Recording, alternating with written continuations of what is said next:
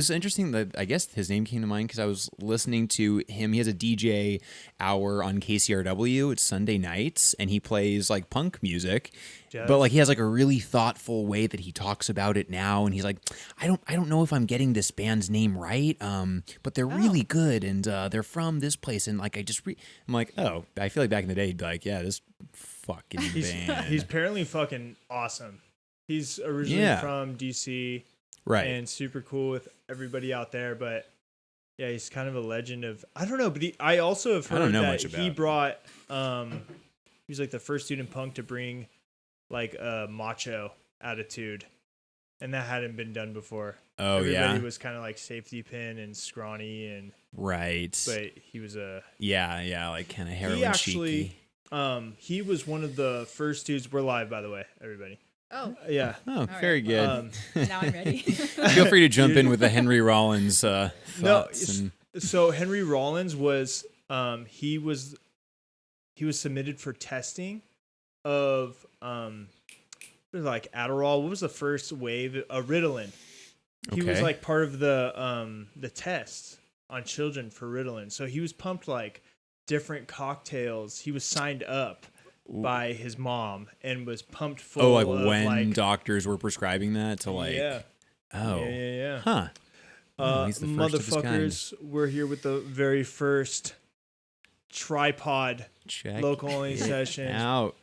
And we have a camera switching between Morgan. Ryan Rojas is a veteran on this channel, but Morgan is newbie. Yeah, she's the new blood.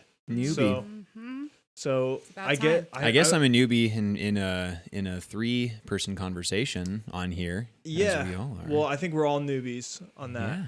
I think that I was trying to think of different ways that I would get this crack in. Both of you guys are like family to me. How long we've known each other, years and years. But when I get here, I try to handle this as somewhat professional as possible, trying to think of what would be the leading question in this conversation. But I'm going to start at the root here. How did the name Cinemacy come about? And why are you guys both have different positions? Yes. That's right. So I guess we can get started there. Yeah. No, that's a good first question. And let me at least just say that I like that we've that we're just framing it up that like Cinemacy is it's already blowing up. It's a party, people. It's a party, people. That so like I was on here last time. I had the Cinemacy socials that were up and was kind of mentioning to people that it's the movie review blog, movie review site that we both operate together. Yes. I think we said it before. Yeah, brother, sister, Rojas. You see the last names there. Yeah. Well, how it came about. So, gosh, this was probably, we were writing for another review outlet in 2010, I think. Yeah, I think it was for a few years around 2010. Yeah, and that was fine for a while. We were kind of getting used to the whole thing of like going to screenings, writing reviews, interviewing talent. And after a while, I became more interested in independent film, and I had a vision of what I wanted this outlet to become, but our boss didn't appreciate my ideas, and I basically left her, and then Ryan followed after a little convincing. Yeah, it was an interesting time. It was an interesting because time. we were like doing this like both out of a passion and like a love for movies. Yeah. But then we had like a real world experience of like, oh, this is a person that like there's a very clear conflict of business, of interest. Right. And like, as as kind of younger people, we had to navigate that and early move forward 20s, from there. kind of just figuring it out. There wasn't a lot of faith in the beginning, just in like I got denied from a press day because I branched off and did my own thing and anyway. Wait, did the credentials keep you from your press day, or was there bad blood in the industry? Bad blood. My old boss. Yes. The old woman I worked for free. Yeah, that's not a boss. No. She called this publicity firm and said, "Hey, I know that Morgan is supposed to be attending this press day under her new outlet, but I think she's only on this list because she worked for me in the past. I don't want her there. essentially. Yeah, good old fashioned Hollywood blackballing. Yeah. Hours before, I was dressed, ready to go, like leaving my apartment in Los Feliz to drive down to, I don't know, the Four Seasons probably in Beverly Hills. And the publicist calls me and it's like, oh, this is really awkward, but we have to uninvite you to the press day. Oh, so you were invited, but then you got uninvited. I got uninvited like an hour before. I was on my way out the door with like my bag and my keys in my hand. Really? It was insane. That hurt your Right. feelings? Yeah. Yeah, for sure. Yeah, Of and by the course. time, this is when Cinemacy had launched, and Morgan did essentially like develop Cinemacy because you weren't satisfied like with the previous operation, and you wanted to have you wanted to kind of see the vision that you wanted to do, and But you were the one that came up with the name. I remember I was sitting on my floor in my room, and we wanted cinema. We liked Cinespia. well, Is what that how it- you pronounce that? Cinespia? Not Yeah. the outdoor Cinespia? screenings at the Hollywood Forever Cemetery's Cinespia. Okay. Yeah. Is there a I reason think if you it's say it called that? fast enough, no one Cinespia. really Yeah. notices. Oh, it's Cinespia? Well, that's a hard E. Cinespia. Cinespia. Yeah. I say everything wrong, so No, but just to touch on that real quickly, the way that name developed was, I think that you had an idea earlier on, even before our previous writing, that you loved this name Exhibit C, like not Exhibit A, not Exhibit B, but like Exhibit C, When and I thought spelled I wanted out. to be a blogger, that was going to be the name of my blog. Yeah. Exhibit C. Yeah, in 2 words, Exhibit C. And that was a fun time when you were like floating around ideas for the site. I mean, who doesn't love just like thinking about those like names and ideas? And you had said like, oh, what about Exhibit C? And then I think and you were the one that said, what about like Cinema C, and presenting those 2 words next to each other. I think at that point I probably just like twisted the screw and was like, what about inventing a word essentially, or combining Cinemacy into a word and just kind of making it something that hadn't existed before. And that, I think, and was then you the earned story. yourself a spot on the executive. Yes. On the executive row. She thought right that I there. was management material from that point on. Okay. And, Pass the test. Sorry, I'm still brought getting, me I'm still getting aboard. this dashboard cleaned up a little bit. Yeah, I realized I love I was that so you've, antsy to start this, I didn't even pour myself a cup of coffee. Oh, Which isn't very, like, do you want to pour yourself a cup of I'll coffee? get We it can up. catch up. I can do 15 minutes of talking without, and then around 20 minutes of this, my habit starts kicking me in the head, and it's like, yo, you're doing What time this do you go to without sleep? coffee. Is it? If throw I off had your it my way, I wouldn't go to sleep. My body Yes. usually I'm starts. smiling.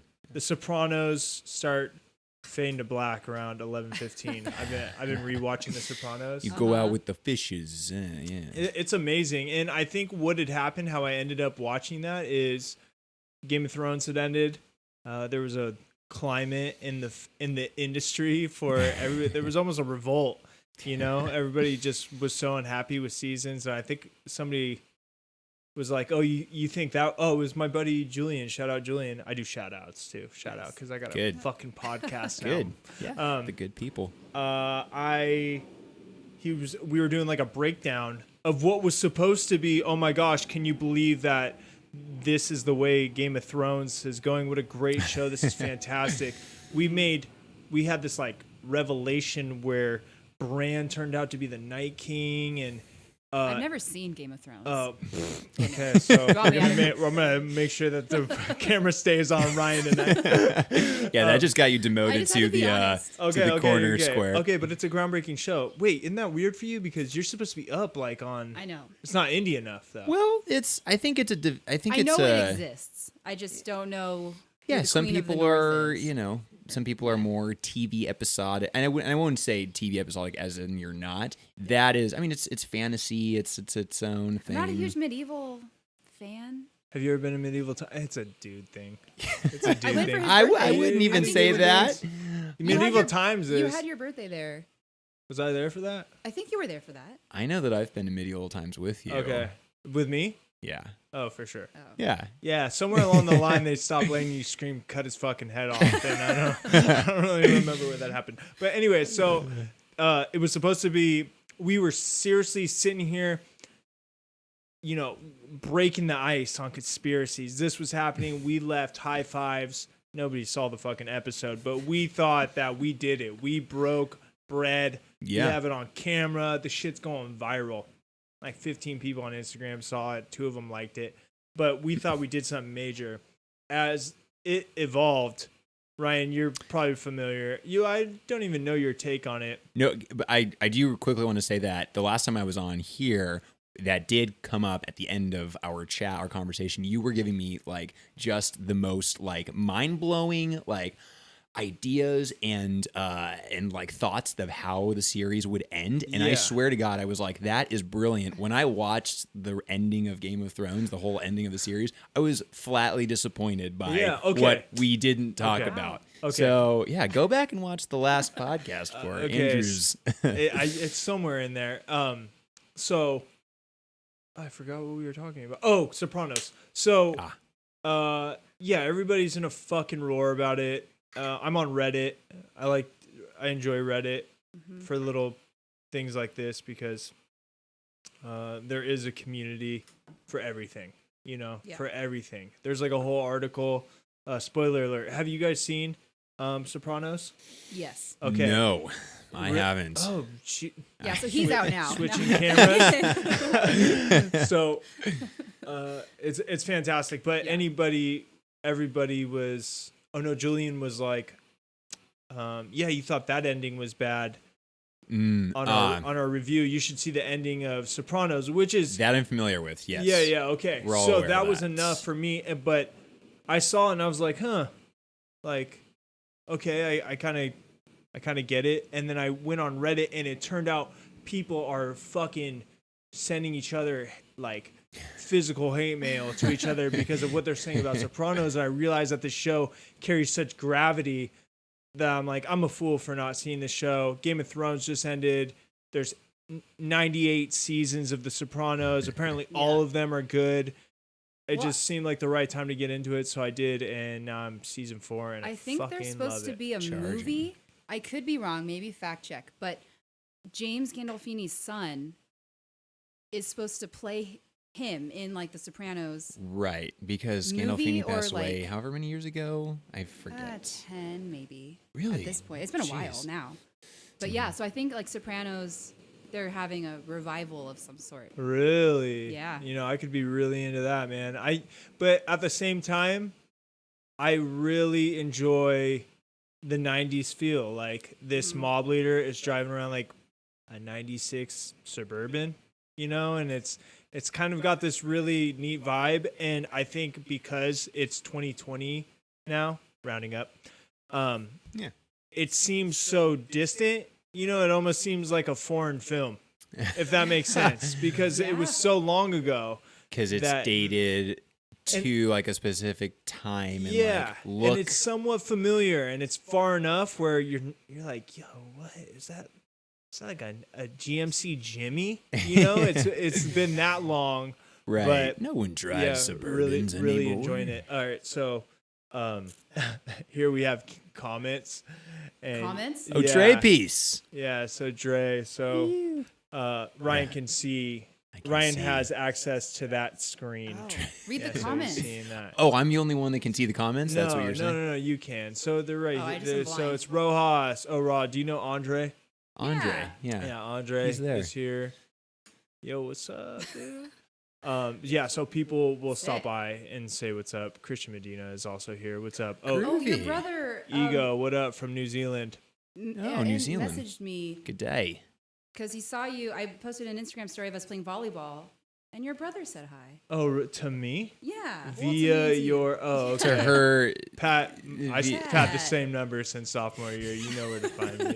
I didn't get... I didn't know you did that because you didn't tag me in it. I didn't tag anyone. So that's... Well, because I only got you at the very end, so I didn't want it to be like... How was I playing? A disappointment.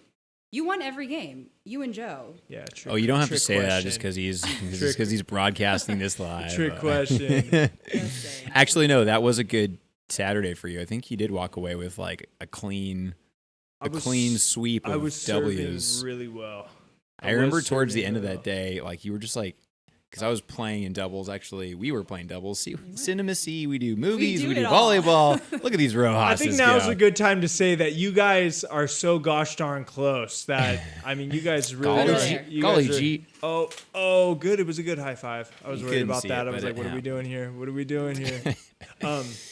Yeah, you guys really are partners in crime. And Pat, as much as I loved him for saying hello, I don't know if I could be running an indie film website with Patrick.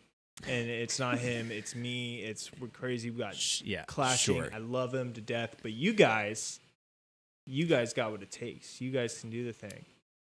Should we talk more about Cinemacy, or should we keep going about fucking volleyball? Because I can talk about the kind of game. I can talk about the kind of game I had all fucking day. I was gonna launch into this how we have. I mean, the thing is just really quickly about the whole like how you guys work on the same stuff together. You know, you're compatible. You hang out and like to all that and compatible. Like we've gotten like I mean like you know you guys are friends. You're friendly and like I've gotten that question like from people to like. To know any sort of like feeling of like I've been watching a lot of Sopranos. It's important for me to see family so close. Familia. It's important for me. I don't know. Do you have any? I mean, just to touch on the Rojas. Yeah, I mean, you are the owner, if you would say, if there was like. Oh yeah. Yes. So you work Editor-in-chief. for Morgan. He works for me. Yeah, laddered up. She's the kind of the zenith. She's the top of the little pyramid. It's a pyramid scheme, people. She's the top of the pyramid. That's the case. Let's keep you on the big picture here. Let's Editor-in-chief and executive editor, right? So executive editor. I think what Morgan is really the kind of I'd say the creative direction that I also support. I think that you're also the contact for all of the publicists, studios, people. Like your name is essentially the one that you conduct a lot of the communications back and forth. You do a lot in the way of making sure that we have other writers that write for Cinemacy, and that's been a total blast to be able to do and to kind of organize. And by blast, you guys have other writers? Hell yeah, we do all across the country. Really? That is actually true. Yeah. I wouldn't lie. People we've met, you know, like people that I work with at my full-time job, people that Morgan has met at film festivals. Literally, people are. It's so cool to see. Would you say? We have about give or take. Yeah, like 15 really on our roster. And did you recruit these people by show of your guys'? Oh, so sorry about that. That means that somebody just fucking subscribed to me. Hold on, let me turn down the music. Oh, yo, yeah. Dre, thank you for the subscription. I own the rights to that music. Nice. Because I wrote it. What? That's the Long Lost. That's is that right? Band me and John were in, and I didn't. Some Long Lost. I didn't want to cross any lines with YouTube, so I just ripped a bunch of pieces from my old record, and that is the music for my subscription thing. But it scared the shit out of me. It always does. It took me by surprise. Yeah, I love how it's not just some like kind of like easy listening thing. Wish It's it the was most hard. chug-worthy gung gung gung. You're like, why did I have to make a out of me. hardcore band? Why couldn't I have made a soft synth band in that moment? I wish I was in a fucking like, I don't know. So I have two questions. One, did you guys recruit these writers through display of your guys' initial hard work and the groove that you guys had already set by going? Because you guys have been doing this for how long? Since 2013? We've been doing it for about 5.5 years, actually. Damn. Yeah. And how long was it just you two out of those 5.5 years? It was just us for maybe a year-ish. But Ryan had two roommates that went to Chapman, and they were, I think, our initial writers, right? Do I know them? Yeah, it's Nelson. Jasper and Nelson. Yeah. Nelson. Yeah, Jasper Birnbaum, H. Nelson Tracy. He is now a veteran on the podcast. Shout out Nelson. He has been I accidentally experienced. turned off his podcast halfway through. Did you hear about that? No. Oh my God. So on this little controller I have here, real quick, guys, on this little controller I have here, I had the start and end stream here, and I fat fingered it, and all of a sudden looked up at the screen, and it was like like just like new screen, like finding out that you haven't been recording with your camera. It was pretty embarrassing because was that after he said that he didn't watch Game of Thrones, which he told me that he told you he did not. It See, actually there's more than just one of us that hasn't seen Game of Thrones. yeah. Well, I And, don't. oh, whoops, let me just, Nelson also down. doesn't agree with what was it? Oh, the like AMC comfort seating, and I was like, "What are you talking about?" Dude? Yeah. He's very old school. Seating. He's very old school. He wants to sit in like a broken fucking movie theater chair that like vaudeville stabs you in the sort of. back with a spring. I love that guy. He's awesome. He's actually going to be back on with Ryan, and we are going to watch a 10-minute short and do a breakdown. His movie? No, we seen it. We talked about his movie, but we're Nice. gonna do a renowned short that I think he has one. Yeah, Nelson said he had one in mind. Apparently, it's some like short film that's like on like the top 250 like IMDb movies you have to see before you die kind of thing, and it's like Cool. 15 minutes. That's a short film, so yeah, that's gonna be fun. Yeah, it should be cool. It should be new. Again, like we were talking about, just things that would be fun to do on here, and that would be fun. Before I pull this, Wait, who's Straight Ego again? he is from New Zealand. So Oh, word. yeah, he's actually one of the dudes who has just came across the stream and has been riding with me ever since. And that has OG. happened. He found me on Twitch, but we'll be migrating to YouTube here pretty soon. A lot of people are like, yo, what's with all the fucking people just talking about shit like on Twitch, you know, because it's a gaming platform, you know. It's and there's like Periscope, I guess, is a good one to do. Yeah. I don't know. This thing is never ending. I forgot what I was saying. Oh, I derailed you. It was. I have a question though that I'm. Yes. Oh yeah, just about like, was it always just us? Like, when did we get more yeah. people? Here it is. You guys for 1 year. I'm getting better at this. Yeah. For 1 year, also worse at carrying conversation. For 1 year, it was just you two, and then you guys had your roommates from Chapman, Nelson and Cole. Jasper. Cole's also, done some writing recently. Also fucking rad. Love that guy too. Yeah. Okay. His grandpa so lives just a then few blocks down. Anyway, sorry. His grandpa lives here. Yeah. Yeah, his grandpa lives here.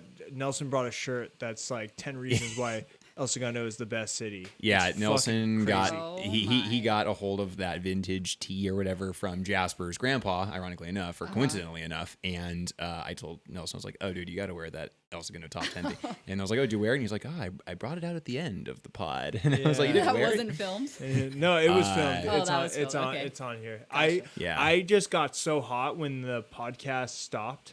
Yeah. And like, was like hold it together, like, because it was embarrassing. That's Like, interesting I know for you If it happened to because- you, I'd just be like, fuck, dude. Like, this just Sure, happened. yeah. And then just kind of like, however you felt, I knew it wouldn't be a big deal because, Yeah. this shit happens. Yeah. But, you know, I didn't exactly know right away how long I had missed out. Right. It was only like 15 minutes, like an hour and 20 minutes into our conversation. So it wasn't like, and then I had to start the stream again and act normal for 40 minutes. Totally, that's And the production, whole- baby. It was fucking tough, dude. It was tough. And the summer's here, and it's only getting hotter, and I was just like sweating, like acting like we were just getting right back into conversation. It was crazy. Are you hot over there? No. In fact, that Really? little, right when you said it's getting hotter, I just realized that you had that fan going, and that's a nice little breeze. You guys can't see this. How do little, you feel? Oh no, you can see I'm that. good. I'm Really? That little Yeah. Dyson, just kind of breezy. Yeah, it's Airflow. They've seen it. They know it for sure. It's Yeah, been a couple of months. it's good. It's good. It just kind of Yeah. gives It's a nice little bit to air. everyone. And then so as you guys just kind of convince people to come on, who's the salesman? Who's like, hey man, like you wanna write with the fucking big dogs? You know what? Actually, we've gotten a lot of people interested in writing for us just based on our website. Keep going. I'm getting a cup of coffee. Yeah, Keep going, please. keep going. I get a lot of emails about it. I don't even know if I've forwarded them to you. I don't even think I'm really. Yeah, I get a Wow, lot. I'm learning something. Just That's cool. People, yeah, like people saying, "Hey, I checked out your site. I think it's really cool. I like indie film. Are you hiring?" So I'm like, "Well, hiring Right. for free Yeah, for now." yeah. You know, we why gotta don't we you- gotta but- kind of test Why them don't out you and see their promise them- portfolio. Yeah. Oh, sorry. You know, you could. I think it would be kind of cool. What if you guys we're super honest about your guys' position and where you guys are, and kind of let them digest that, and then kind of just have a conversation that's like, so you could be a writer and whatever happens here happens there, or no, I think we do. I think we frame it up pretty, like, we're pretty honest about, like, like if it's someone that we know and they know us, then they kind of know what the operation is. Yeah. Right. If it's someone, I guess someone that might email you kind of however they do. Or friend of a friend referrals too. Friend of a friend. Yeah. Like, I think that we communicate that, like, this is something that we're always looking for writers who want to just, take advantage of the perks that are available to us, which include like screenings, press days, interviews, like all these things that, like, to a movie person, just like, wait, I get to like drive to a movie theater and like see a movie like a week early, and it's like, it's in Hollywood for free. It's like,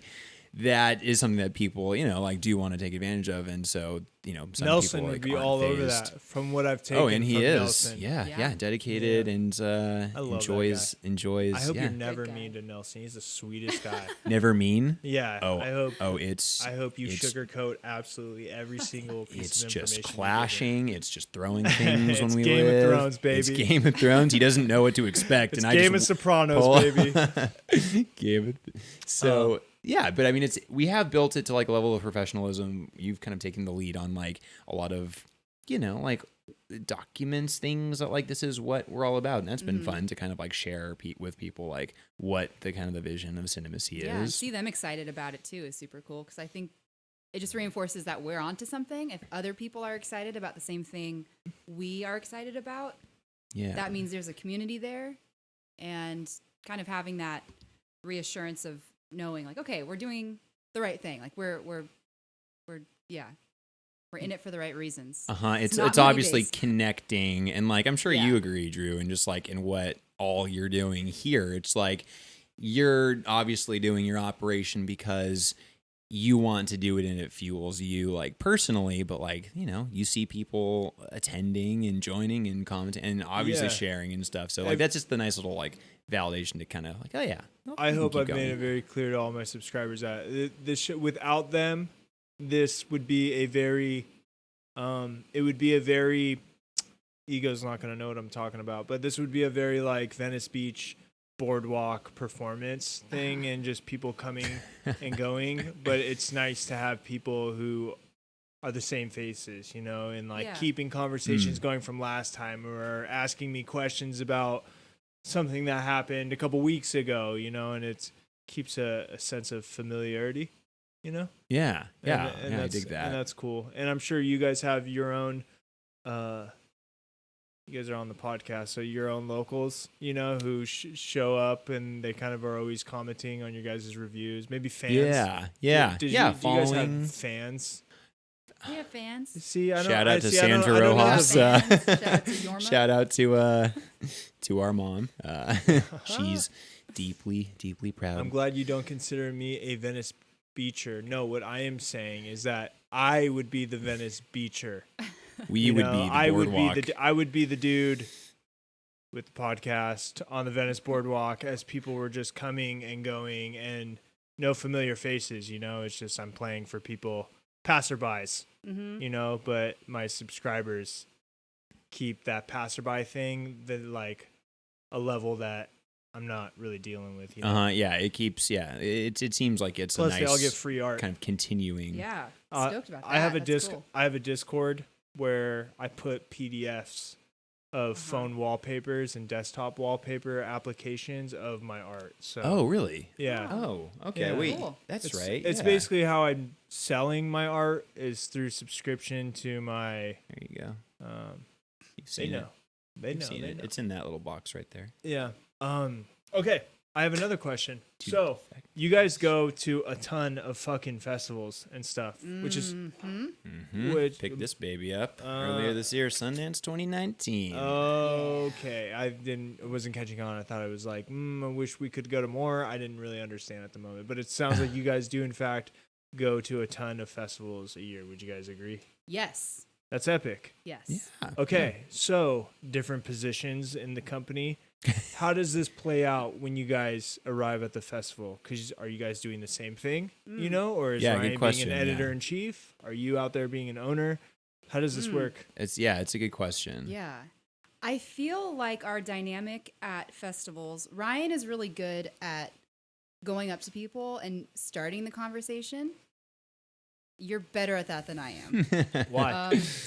I don't know. Morgan just waits for the talent to come to her, They just have to make their rounds, and she's just, all right, Alexander Skarsgård, what do you have to peddle today? What sort of guy? That's it, right? Brother of it. What? The whole family? There's three of them. Well, there's 3 Skarsgårds, and they're all the son of Bill Skarsgård, who is, film actor. He was the villain in The Girl with the Dragon Tattoo. He was the Will Turner's dad in Pirates of the Caribbean. The guy with like the kind of a crusty face. Okay. Treasure chest kid. Anyway. Okay, I know tangent, it. but I know it. yeah, tangent to the good-looking guy, the it guy. His brother. Wait, the it guy isn't a good-looking guy to you? No, he's good. He's good. Skarsgårds are like he's good. He's fine, whatever. Unless if you're a subscriber, then you're hot. You go do it. There you go. Anyway, that's how we got our fans. Our following. For red carpets, I am the interviewer. Yeah. Ryan is the cameraman. I think that's probably you're asking what is the kind of the breakdown there. I feel you guys like take a camera. What's that? I didn't realize you guys take a camera. Someone's got to be shooting this shit. Yeah. Oh yes, and in fact so when we fly, it's like he gets cranky because he has to carry towards all the stuff. end of the festival, I'm usually cranky because I'm always carrying like my monopod, not tripod, my monopod for the camera that I use for red carpets and video footage. I have a DSLR. I have a little camera bag that I take with me. And then that has all the stuff, the batteries, the memory cards, the microphone equipment that we have to do, the light, and all that stuff has to jam into like our carry-on, my carry-on essentially, and we have the other stuff that we bring too. But like by the end of walking around New York, and I'm just like carrying this monopod and it keeps hitting me on the side of the leg, and I'm just like, yeah, you're over it. There's a level of over it's it. It's like carrying the wife's bags on vacation type vibe. Yeah, but that's just kind of like what I was almost. A sense of me was that, or a part of me is how I was kind of like, not raised, like learned to shoot camera. Like in high school, I guess we could even touch on the fact that went to El Segundo High School. I guess all 3 of us did.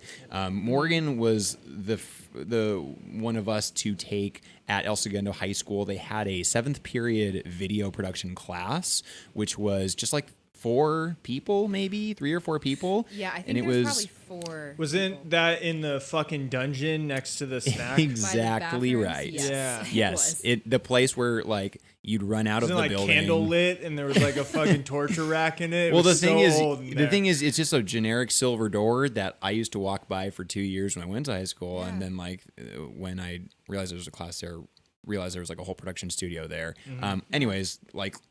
Yeah, I guess you should take over at this point. You were the one who kind of took the class first. Well, so on what program, real quick? So what program was that? Final all the way Cut. back? Oh, Final Cut. Okay. Yeah. Okay. For the editing, I guess, production right? class. Oh, real quick before we peace out on this, it's 2019. You can't figure it out with an iPhone? And believe me, I think that you should show up to the interview. Oh, shooting with red the carpets gear and stuff? so people take you seriously. But why not? Ooh, I have thoughts, but Morgan, what do you think? Why not an iPhone? Yeah, why not? Well, why not a really nice smartphone, whatever it is? It doesn't look professional, for one, because we that. are around, like at Sundance, we were one of 2 outlets, and we had this professional setup with the light. And when you turn the light on, immediately the talent's like, oh, yes. you know what you're doing. For sure. Yeah. An iPhone looks like you're just like, oh yeah, whoops, I forgot I had to film today. At my old job, we used to bring around a monitor that we got when we had a film dude, but I filled that position. I'm a fucking graphic designer, so I basically had to fake it, and we would bring a monitor that would write in 4K RAW, but we wouldn't use it. We would just turn it on because it kind of gives the sense. Just to make it look. Well, the client feels like their money is being spent now that I put that on purpose. My podcast. Exactly. Whatever. So I'm sorry, I interrupted you. No, you're all good. So when the light turns on, it's more attractive to the talent and you just look more professional. Yeah, for sure. I agree with that. Yeah. I wonder if they'll come up with something where it's kind of, a professional iPhone setup. Because really it's just like, I think that if you attached enough shit to an iPhone, like maybe got it on like a gimbal that is 2 hands and put a bright light or something. Oh, you're right on the money. Yeah. And you now what we're talking about crazy. Now what we're talking about is this is crazy. This isn't crazy. This is like webcams and a mic. Yeah, what we're talking about now is essentially like making things on your iPhone, and like that's feature films are being made on their iPhone. And in fact, more and more feature films are being made on the iPhone. Like one of the most awesome iPhone created movies was this movie called Tangerine. Sean Baker directed. Sean Baker, his first movie, and he shot it on an iPhone. And yeah, he had obviously he didn't just take out his phone and hang up his call and then start shooting the thing. Like he had a whole crew behind him and intentionally did this thing with a lens attached to it. There was a stabilizer and this and that. And yeah, it followed these 2 transgender prostitutes, I believe, just around LA, and it was a day in the life of their world. Yeah. And fun fact, one of the seedy motels that they shot at during this movie, or in the movie, I guess, is literally around the block from my apartment. It's on La Cienega and Saturn, I guess. I guess I'm giving away my address, but there's this really seedy motel. This isn't recorded. Yeah. Yeah. Glad that this is just the internet and everyone's good people. Now, can I? But yeah, just to say that the iPhone kind of world for movies, so exciting. So I feel like, especially in the degree in which a movie like Tangerine, you said it was called, an iPhone could be appropriate, for lack of better words, because maybe it there's a cinematic feel to something that's filmed on the cell phone. It's more of a onlooker type emotion. So maybe, but I couldn't see Titanic being filmed with an iPhone. Right? Yeah. Right. It's a little more gritty. Yeah. I think. Yeah. It adds to. Yeah, it adds to the tone for sure. If you're trying to capture that world that Tangerine does, the phone, I mean, and this was back in the day when it was an iPhone 6, I think. Yeah. So it was not the best quality. 5-6 years ago. 1080p, right? That wasn't even, was there 4K then? I don't think it was. I don't think it was. Because cell phones can do some fucking nutty stuff now. But I what from my experience with film is that you actually dial down the frame rate a little bit to get a more cinematic feel. So it's sure, yeah, 24 frames per second as opposed to 30. 24 frames is the cinematic feel, right? Yeah. That's like a documentary or something like that. Well, a documentary would probably be 30 or 60 frames a second because the more frame rates is the more quicker, slicker movement, sports and stuff. Right. But yeah, 24, it kind of has that slower kind of glow, and that's look for sure. Yeah. Ryan, when you're done with the film festival and you had lugged around this camera and you guys are cutting all of the footage, she's our editor. She's also our main editor. What's your title? What do you do? What is your title on the website? Executive editor. Okay, so not to be confused with anything else. Editor-in-chief, executive editor. So, at what point do you? Well, my question was gonna be, and then we can just kind of figure out where we're gonna go from there. My question is when you edit the film, is it at that point where you're able to kind of taste the fruits of your labor and be like, man, look at all these interviews, but you're doing the film, or you're doing the editing. So and I say editor in terms of editing kind of content, as articles and film reviews and kind of social stuff, again, to which the large production workflow is actually our editor-in-chief over here. But executive editor, I think what I have to contribute is offering still a piece of the vision that supports yours. Yeah, and you write reviews. And you also have a full-time job. Right. Well, as you do now as well. And now Morgan is able to break the news that she works for Sundance Film Festival, or Sundance Institute, I should say. Holler back. Yeah. That's rad. As of last week. I just quit my job. Yeah, so we're all living our best lives right now. No, I just quit my job. It needed to happen. I can't dedicate enough time. A clean quit, or is it any sort of like I can do it? No, I wish, brother. I quit last Monday, and I promised I wouldn't talk about it on the podcast, but I'm going to talk about it on the fucking podcast. Yeah. I told him 2 weeks ago that I would quit, and he was like, please stay. And I was like, okay, to keep you guys, I for a day. Nope, sorry, I can't do it anymore. We're finished. Mm-hmm. I've said this before, unfortunately. So when I think now this dude doesn't think I'm serious, and I had told him that I'm willing to help for the 1st to the 15th every month to get the subscriptions out of the way, to not overwork. It's like a startup. Okay. So there's like 2 other people working.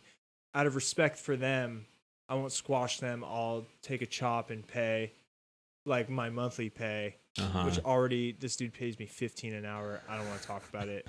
Bring it up on the podcast. Hey, it's the world we live in. Yeah, but I'm like, hey man, it's not a big deal. He doesn't think that I'm gonna quit. I for a second through him thought, am I gonna fucking quit?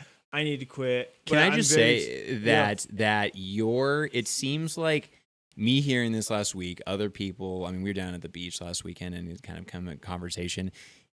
That is like the one thing that you can say to someone that really just like kind of like, whoa, like you can do that? Yeah, like, but he's you can do that? Like, oh yeah, you could just, and people are like, inspiring. they support you. They're almost like, yeah, like go for it. Take control of your like, life. do it. Like, yeah. Well, that's what I thought. I think that I did I think that one thing that we don't ever do is do the fucking math, you know? And we don't really realize. I've been reading a lot of Stoic shit, and I'm kind of in this mode right now where I'm asking myself in every situation, especially the ones that seem to be unbearable, is this necessary? Mm-hmm. And I just could not find anything. I'm underpaid. I don't enjoy the work. You know, I get to go to the gym on my lunch break, but there's other times for the gym. This is just the time for now, and I shout out to anybody who's actually quit smoking. Once you quit smoking, you realize that there's a lot of shit that you can do that you thought that you couldn't do. Right. And now it's like, yeah. I mean, this is just a fucking avalanche. I'm not eating meat. I'm sober now. I just quit my job. I'm kind of fucking... You're reinventing Dude, how long yourself. have you been sober for, by the way? What's the... Do you have like a year mark? Is it one of those things that you keep? It's... 6 months was on fucking May 17th. Yeah, right there. Oh, word. Yeah, Hell May yeah. 17th. So 8 months, congrats. but I don't like, again. So this is the story I got to bring up out of respect for the people who are like serious heroin addicts who have decided to go sober. I got my leg tattooed, as you guys know, and I took a Vicodin.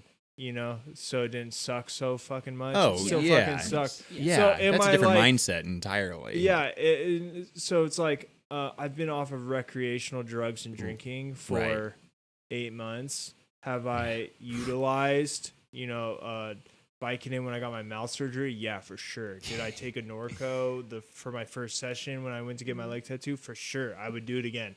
You know what I'm saying? I'm just not. Yeah, you didn't chug 10 beers. You were like, you know what? Let me take some prescribed. Like if you need that. Yeah.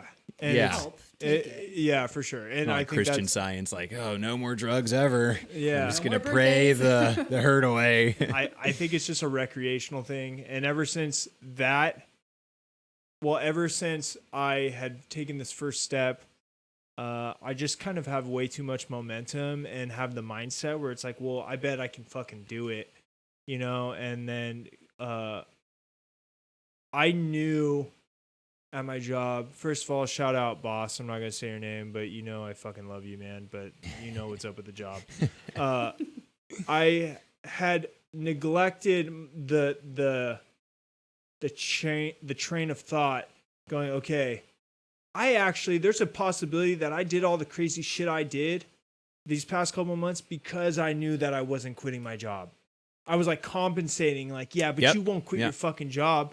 all right, whatever, I'll go run a fucking marathon. Still doesn't mean you'll quit your job, you know? Like, and I started doing all of these things, and I knew in the back of my mind, like, I knew I was just working some 15 an hour job, you know, and wasn't productive day in and day out. But on my Sunday yesterday, I had a 12-hour workday. I sat here and worked for 12 hours. Like, I like working. You know what I'm saying? I like working on the shit. And when I get there, I'm so unmotivated. It's got to speak for something. So I think the plan is I want to build a merch store, start like a clothing line where the proceeds not only go to the charities that we select each month, but into this fucking, you know, I got to pay some bills. And I Drew was modeling. Drew threw on some band tees and was photographed, and they're gonna put it on like the shot. Can I? Yeah. Was that a secret? I did a modeling gig. I haven't heard back. I haven't. I did a modeling gig for the story so far. Their merchandise. I haven't heard back. There's a chance that they were like, "Yo, man, this isn't the vibe that we're feeling." I haven't heard back from the photographer yet. I don't know how long these things take, but it was a great idea.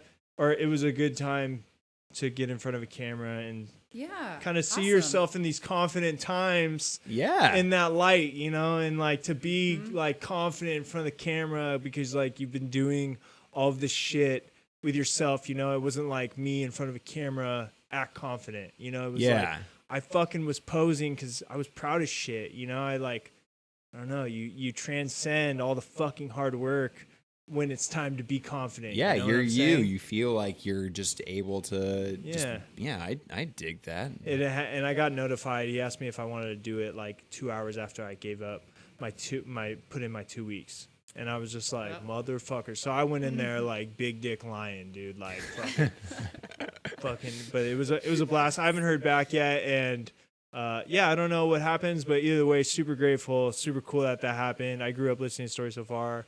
And the chance I got to do that, it's fucking awesome. So change is a brewing. I think what the move is I'm going to wake up at the same time every day, and I'm going to go for a run. I have some buddies I need to catch up with some surfing with, but that's like an hour thing once or twice a week. Mm-hmm. And then I'm going to work my fucking work hours, put all the work that I've been doing with myself. I'm going to put those same hours into myself. I'm going to do cold call. Hey, what's up? My name is Andrew Ollen. I'm a graphic designer, familiar with, you know, whatever, give them the whole spiel and cold call, try and get some clients there. And then from like, I don't know, the last 3 hours of my work day, whatever that is, put my energy into my stream, you know, and cut content, cut little clips that I can promote, you know, over and over so that how this normally had worked is so you guys, for example, after this leaves, I'll run in, tell Kenzie how fucking awesome it was. Oh my God, it was great. There was fucking cameras and it switched and it was crazy. They were talking to each other. And then once I get over myself, I'll come back in here. I'll download the content, but now it's like 8:45. I get up every day at 6. And then I'll cut that into a clip that's shareable on Instagram, upload it to YouTube. So on my stream days, by the time this is all said and done, it's like 11 o'clock at night. You know, I still got to watch some Sopranos. So if I get like 6 hours of sleep, I'm good. But now I can like really devote honest time and I'm like excited to not have any money. You know, I'm like excited to like have that story, you know, that like when I'm 35, people look back on and they're like, well, not fuck other people. That story that I'll look back on. Yeah. And be like, man, I fucking quit everything. I stripped myself down like I was this garden stuffed with fucking weeds. I went around and with my feet in the fucking mud and I pulled out every single goddamn weed I could find and I built a fucking botanical garden and I like it'll have worth, you know, like it forces you to just keep working. If you don't have a safety net, then you're literally forced to make it happen. You got to jump in the fire. You know what I'm saying? Yeah. It's like the analogy I use is like sometimes a good way to swim is just throw your ass in the pool. You know? Yeah. And it's like you'll sink or you swim, and I've just done enough shit. I just have a swimmer's resume right now, you know, and I have a swimmer's momentum, and I just refuse to fucking sink, you know, and it's. Yeah, I have no doubt that you're gonna like be able to like just put in like the workhorse kind of mentality, just like the lunch pail. Like I'm just gonna just grind this out. Like this is the job, is because I'm I've had to dial it back a little bit. There was a couple unhappy little weeks there because I was just trying to do too much. Like I was like, oh, well, I got to read. I got to do audiobooks. I need to get up at this time. I need to meditate because this is what successful people do. I spent so much time trying to be happy that I forgot to just be fucking happy. You know what I'm saying? So it's like my question to what you said, as I appreciate your confidence in me, is what exactly is making it? Like at what point am I like, oh, I did it? Because I did it right now, man. Like right now, we're good. We made it. You know what I'm saying? Like I worked up the fucking balls to quit my fucking job, which would be some would say is a fucking stupid move. It doesn't make sense to anyone but to me. But to have the confidence to do that, to be sober for as long as I have, to all of these things, I could argue that we're good here. And that anything after this is fucking extra. I learned my lesson. I have a fucking podcast where I'm talking to people and we get to share stories about each other and shit.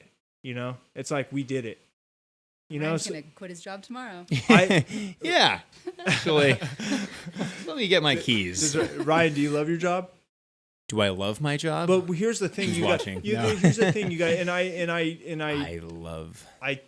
I invite everybody to give this a thought: is don't quit your job if you don't know what you're gonna do. And not saying this is your story. I want to put this out there. I don't want people to see this and be like, "Yo, bro, that fucking story was inspiring, bro." Guess what, dude?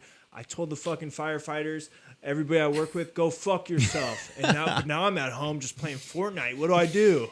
Don't do that. Burn that bridge. They won't come save my house when it burns down. Yeah, right. I just fucking, if there's something, and in your heart, man, if there's something out there that you're supposed to be doing, and if that idea seems crazy enough to work. Yeah. You know what I'm saying? Because you're watching people fucking do it. That was the worst part for me, is I was watching like these kids like walk around with their cell phone and like they're doing it. You know what I'm saying? And whatever they're doing, they're just fucking doing it, and people are gonna talk, and people talk shit. And if these little kids can fucking make this shit happen, like why can't I get my ideas? You mean like personalities and people like YouTube and stuff? I mean, just the in our entrepreneurial, in the age of entrepreneurs, which we're in right now, people are just so inclined to just go make shit happen. You know what I'm saying? They're their own brand. Well, I think that it's always been, I mean, just like the story of like, shit, America is just like entrepreneur people that went to go and make their own destiny. Now it's just digital. Now it's just easier to like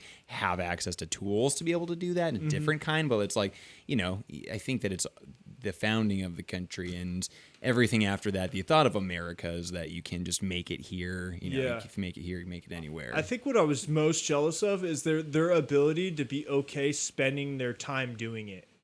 As like me, I'm running from this hypothetical boogeyman where it's like, yo, where's your 401k? Right. Yo, what kind of car are you driving? Hey, like, what's your living situation like? And nobody made these fucking rules, except like just this goblin that nobody can see, and it's just this fucking pressure that nobody can put their finger on. And it's like kind of like the shadow of like a different generation kind of like overcast on like this one, but like this one's kind of moving into like a new kind of like thought. I mean, generations are all just different, right? Yeah, it's kind of like the baby boomer shadow is being cast, but now it's like other young people are, charting their own. It's like people only knowing what it's like in winter, telling us how to behave in the summer. You know what I'm saying? It's like, yo, make sure that you wear warm jackets because it's fucking cold out there. It's like the rules, just everything's different now. It's like it doesn't, the money's different. The exchange of how people are working for each other are different. And when I said that I can sit here and pump out a menu for a restaurant, like I can fucking do that. Not because of my ability to do so, right, but because I have webcams and shit. I can set up business conferences. I might not even need to I can probably make this whole move happen in my gosh darn pajamas. You know what I'm saying? Hell yeah. It's just shit is different now. Yeah. You gotta get some good pajamas and some good lounge wear now. Well, I will say something that's kind of cool and that speaks to what you were talking about is with Cinemacy. Like it didn't pay. The only money that we got was doing Q&As. Like you guys are doing the same thing, by the way. Yeah. Well, so the funny thing, so I was working as a music supervisor for Teen Mom and 16 and Pregnant for the last 5 years. Also doing PR work for like tech companies, Fresh Step Cat Litter, and all these kind of random jobs while doing Cinemacy in the morning at my desk at work when I could, and then at night. And that was my passion. And there were moments, when we were both like, what are we doing? This is fun, but is this going to be anything? And 5 years later, Sundance comes to me, pretty much says like, hey, we like what you're doing with Cinemacy. Do you want to work for us? In a very condensed way. Are they are they pretty much just like, hey, we appreciate how far you're willing to drive, give us your gas and come in our car? Well, it's going to be a little different. Yeah, I said that. Whoa. Yeah, I said that. So make sure you're talking to that mic, okay? I want this to be heard. The plane is directly passing over us at this point, so. What my job at the Sundance Institute would be is like an editorial manager position. It wouldn't be reviewing films. So there's the difference. I'm still keeping Cinemacy and we are still running it. I think the only conflict of interest, if there is one, will be at the festival next year because I'll be working it. You hopefully will go with. I know we got to figure out our plans. I'll go. Yeah, dude. Yeah, I'll come to Sundance. I'll go. Yeah, I'm gonna go. Sweet. Bring some of these mics. I'm gonna go. Bring the desk. And we'll talk. We'll both talk to people. Yeah. We'll be like a duo. We'll be like the Step Brothers when they show up to the job interview. Tuxedos. Bring the tuxes. Oh man. But so that just goes to show that if you follow your passion, it is kind of scary because it might not pay off right away, or you might not see, the fruits of your labor be there right away. Yeah. But if you believe in it, like you believe in the podcast, yeah, only good things can happen. Yeah. Well, I think everybody knows honestly whether or not they're putting in that work. Right. You know what I'm saying? Like, and especially as you get older, like, fools know. Like, I hear people like, yo, this shit's not working, bro. Fuck. It's like, yeah, bro, but I got a buddy who does music. And he's like talking about releasing a record forever. You know what I'm saying? It's, I mean, I mean, how long, how hard you're working on something. Yeah. You know what I'm saying? And I think that what me and Ryan were talking about is, well, maybe it wasn't you. Dude, ever since your episode, so much social media analysis has been brought up. But we really do live in microwave culture, and this idea we have is against like almost instinct here because you don't see it right away. Mm-hmm. You know what I'm saying? Sure. Like so I'll use me because I don't really like talking about me. My art, for example, I put my art on Instagram yesterday. I got like 30 likes. That art serves such a bigger purpose than just being an Instagram post. I need it as a token for what this is here. That if I was to have that microwave mentality where it's like, man, my art's only fucking $30. Fuck the art, dude. Fuck this shit. Right. It would be, it would be pulled back. You need to have the understanding that things are like kind of this long run understanding of you got to just keep playing your part. Just keep doing the thing. Just keep your fucking head down. Was it nose of the grindstone? I don't know. Yeah, nose of the grindstone. I never got that like in a visual reference. Like, was there some guy whose nose was just like needed to be on the grindstone? It sounds tragic. Yeah. But I think we all understand here, which is why you guys have run something for 5 years, that this shit doesn't happen right away. But you have little wins that fuel you through it. Every once in a while I'll get my $70 check from Twitch for my subscribers, and that feels like $7 million. Yeah, you know what I'm saying? every Small penny victories. of that $70, you're like, I earned every second. Doing what I loved. Yeah, Which doing is what a I loved. different thing, for sure. Yeah, which is crazy. That to think value is kind of priceless. It's or crazy $70. to think people go their whole lives not knowing their path. Mm-hmm. Yeah, and I think that like there's something to be said about like I know that we are younger people living in a certain time and a certain place of a certain lifestyle to where we can pursue our hobbies and our passions and our interests that we want to do because we have the the availability to do so, the opportunity. I think that what makes things like what you're doing, this podcast, what we're doing is we're trying to at this point in the interview, we ran for the fire exits. I feel like what we're trying to do is like also use, and maybe this is kind of a generational thing, is like use our passion, not just to like serve our own self, but really try and use that as like a, and I don't want to say like a gift or like wanting to at least share that like with more people, to connect with other people to spark kind of positivity. And so I think that's what is maybe like that's what's the pro about like following your passion, but then also doing it and sharing it with people is because it inspires other people to be like, oh, like, wait, that's how you do that? Or, oh, I want to do that. And I'm sure people have talked to you, Drew, about like wanting to like buy a microphone and kind Alan of Rush. Shout out Alan Rush. Alan Rush. Hey! Alan Rush wanted to start a podcast. I haven't heard from him since, and Alan, I invite you to chase that fucking dream down, man. Boom. Yeah.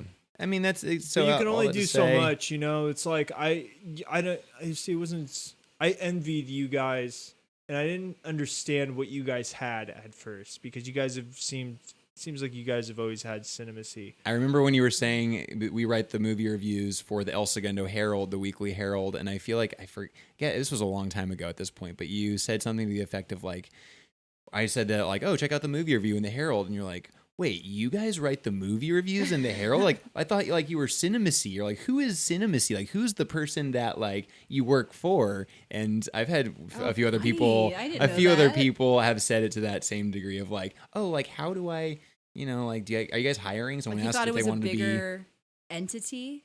Well, I think that big organization. Like yeah. I will. Part of me is just like, of course, you guys write the fucking reviews. Like, you guys are the film people. Of course. I did not appreciate what you guys had because, one, I think in order to truly appreciate what you guys have and what anybody has created, a brand, a business, anything of that nature, you really do have to go through those changes yourself. You know what I'm saying? Like, your movie review isn't just a movie review anymore. Now I have a better understanding because I understand what it takes to make the monthly art, or to cut the promotional shit that's shared on social media. I understand. Right. I understand like the dishes that the restaurant Cinemacy is dishing out. Yeah. I understand. You don't just eat it. You're just like, oh, I know where you got those ingredients. And it wasn't until I had, and honestly, dude, it took me. That's why with sobriety, you can see on my Instagram where I went sober, and it was like you can see the date where it's just like black and white pictures and like fucking like pictures of my mom skiing and be like, my mom rips harder than your mom. Just filler bullshit that doesn't matter. Just filler fucking garbage. Mm-hmm. And you can see that like I put out like a really bad, I don't know if you guys remember the Keep It Mental thing. It was like palm trees X with like a bad drawn skull. Yeah. But you could see me starting to dip my toes into shit. And ever since then, now it's like I forget that I have pictures of my life before that. Because now it's just like a page that's for this podcast. And when people are like, hey, man, you miss drinking, you miss smoking or anything, what they're asking me is, hey, man, do you want to go back to a time back when there was no fucking podcast, no art, no appreciation, no purpose. And it's, but what I'm trying to comment on is I needed to go through those things in order to really appreciate what you guys had built, because I was going through that myself, and I understand now the dialect of that you guys aren't just writing reviews. You know, you guys are spending your free time up late at night, putting your blood and sweat into the shit. And for 5 years in a row, man, that's got to be tough to do. What kind of lows do you guys experience? Like, what's a low? Like, what's something that happens and is like, like that wasn't, or is it just constant? Is it constant like chiseling away at this huge boulder? Is it just the statue gets more and more? Right. You know. Well, no, I mean, I think there are definitely lows. I mean, I think the recent one that we were kind of just talking about is a little more social media focused. I know I'm not an expert in social media. Like, I have an Instagram. I post stuff sometimes, but like, I'm not. What does that mean to be a professional in social media? Like posting stuff, tagging a ton of things. Very engaged. To have the fucking patience to sit there and whip out 53 hashtags. Yeah, and like know when to post because every time is a different. It's almost like it's like a different language that people speak. Some you people can get a degree in it now in school, like a social media degree or something. Don't do it. But you don't want to sound like the guy who's like, oh, those young kids are like they're those whippersnappers. Like we gotta adapt. It's like that's the future. That's gonna somehow save the world. A hashtag is gonna connect. You're talking to a guy who shares this shit every Monday and Wednesday at like 10:15 at night. Dude. That shit gets no love. Right, like that's the thing. It's difficult to keep up with that. And the struggle for me has been trying to learn that because I'm the one that's posting these things. And yeah, there are times when like a post will get over 100 likes. I'm like, oh, sweet, cool. We made it. That did well. Champagne. Yeah. And then another post of a big movie that gets, 20-ish. I'm like, what the hell? Like, what? This seems weird. And I don't know if it's like an algorithm thing and trying to just, I don't know. You know, there's like hours in the day. And first of all, Cinemacy is a business. It's labeled as a business on Instagram, right? It's a business. Well, it should say like analytics. You check the analytics of when people are most seeing your sometimes. shit. I don't know. Maybe I get a social media guy in here. Fucking break it down for everybody. It's a good idea. Yeah. But I'm also kind of stubborn. You know, I carry too much of my old life with me. Where it's like, yo, you need to promote this shit at like the next day. You need to not share this right away. You need to share this the next day so people can see it and it lives on people's feeds throughout the day. And I'm old self. Man, if people aren't into it, then fuck them. You know what I'm saying? That's not going to get me people that will come will come because they know this product is life-changing. Yeah, and they will show up. And again, I think it just goes back to like, what do we really want? What do you really want for Cinemacy? That's a question. Like, what do you guys want? Like, what's at the top of your game? What's your life look like? What does the life of Cinemacy look like? Not your guys' personal life. I think this is a nice segue into the life of Cinemacy. The thing that I've been working on and that Ryan is helping out with as well. That's true. Came with some news. We came with some news, some exclusive news to all your followers and subscribers. So, are you pregnant? What the? Okay. What? Anyway, okay. And there's more news that women have than just. No. I love you. I don't think I'd break it on the podcast. Right. You can. I'd have to tell Papa Bear first. Okay.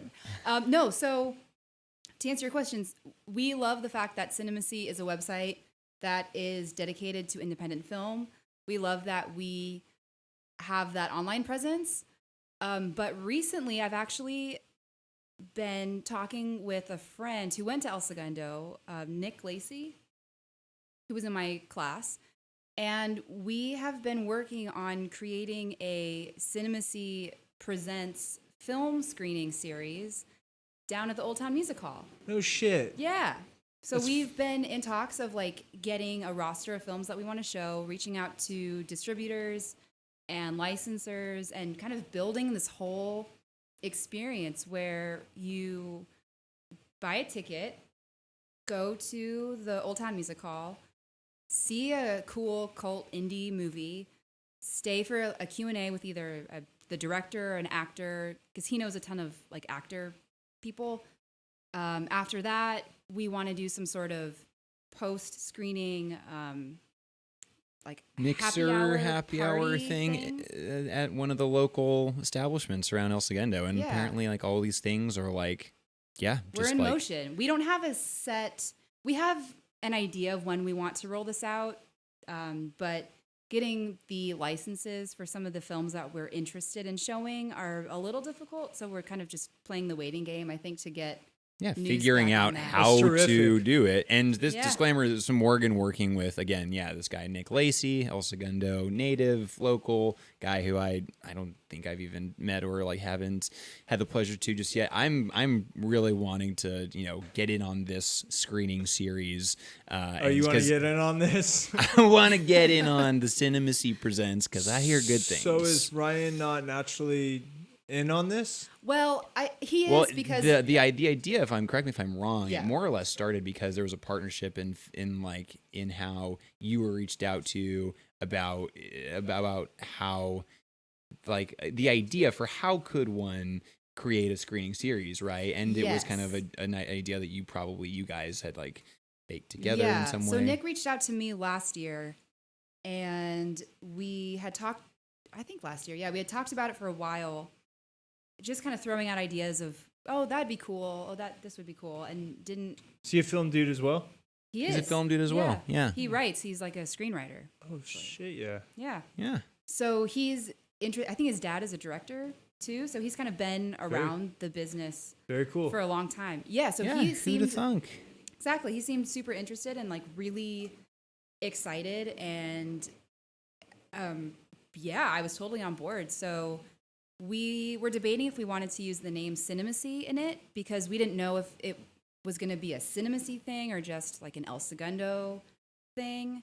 But we ultimately decided that Cinemacy Presents is Very the name good. we want to use. Good for you. Yeah, and he actually suggested it. So Good for you. I didn't say no. So Yeah, of course. Yeah, man. So coming to a That's us, theater yeah. near, El Segundo people, not near everyone, not near you, if you don't live in El Segundo. There's enough traffic. or surrounding coming towns. Yeah. We Yeah. invite everyone to come in. to South Bay. Heck yeah. So that's that's in the works. That's Yeah. kind of like one of those goals that like That's epic. We're so, coming IRL. That's the thing. So just developing projects where you guys are taking your idea and evolving it into something more than just a handheld review on people's phones. Yeah, we I want to bring mean, people very together. projects, even projects just sound so like projects. It's like, experiences, like something that is Oh, growing. shit. Fucking Walt Disney. See how I subbed in projects to. I mean, like it's projects. Projects makes it sound like a wood shop feel. Like there's dust in the air. Oh yeah, like and there's projects. Sawdust. Everyone should have a project. I Yeah. think that going back to your original question of like, what is that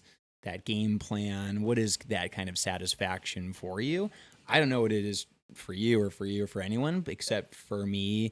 And I think it's just always like growing as a person. And I think it's just like through new experiences, you become a more a different person, gaining more sort of just like wealth of life kind of stuff. And it's like something like this, like creating a screening series, which previously was something that was just like, oh, wouldn't it be cool like if we did a screening series?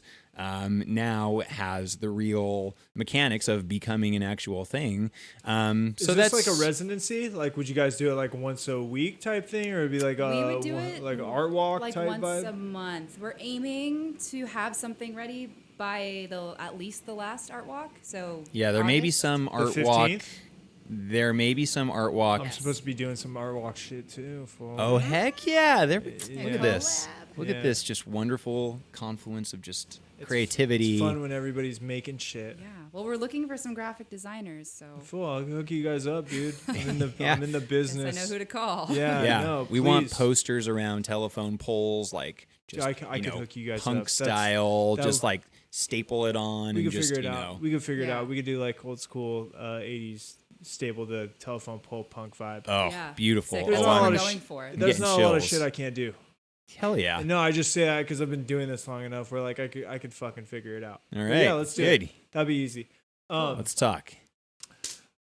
What was I gonna ask? Oh, can we divert back to what does it feel like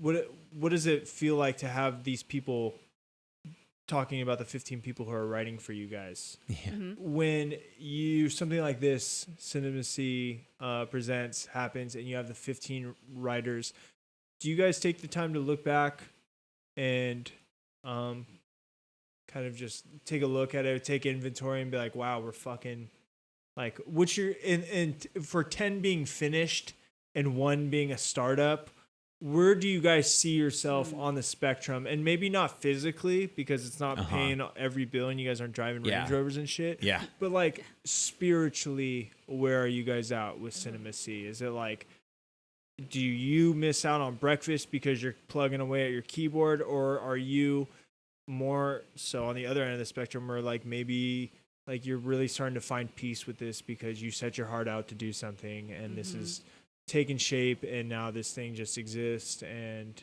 you feel maybe complete, for lack of better words? Oh, I don't think I'll ever feel complete until I'm on, meditating on a mountain with my shaved head. And So this is still a constant grind for you, Ryan. Oh yeah, 100%. So, there's just, too much to do with the availability that Cinemacy, the opportunity that it could be, that we just haven't even tapped into, again, because, there's so many things you could, a screening series is one of those things, it's at least on the docket, but I understand that level of thinking. Now, let me ask you a question based on the Cinemacy Presents. Are you guys shocked that this is happening? Or are you guys like, yeah, motherfucker, we've been doing this for 5 years. Like, of course we got Cinemacy Presents coming along. I am really happy if that makes sense. No, yeah. I'm not shocked, but I'm really happy that I guess Nick was there to kind of push this and get it going. Because it's an idea. We have ideas on how to grow Cinemacy, and they've been ideas for so long. But if he hadn't come to me and said, like, hey, I want to do this, let's do it, I probably wouldn't have taken the initiative and done it myself, because my time is already stretched so thin with all these jobs I had and trying to do all the Cinemacy stuff. And the thought of creating a screening series seemed like impossible just based on time.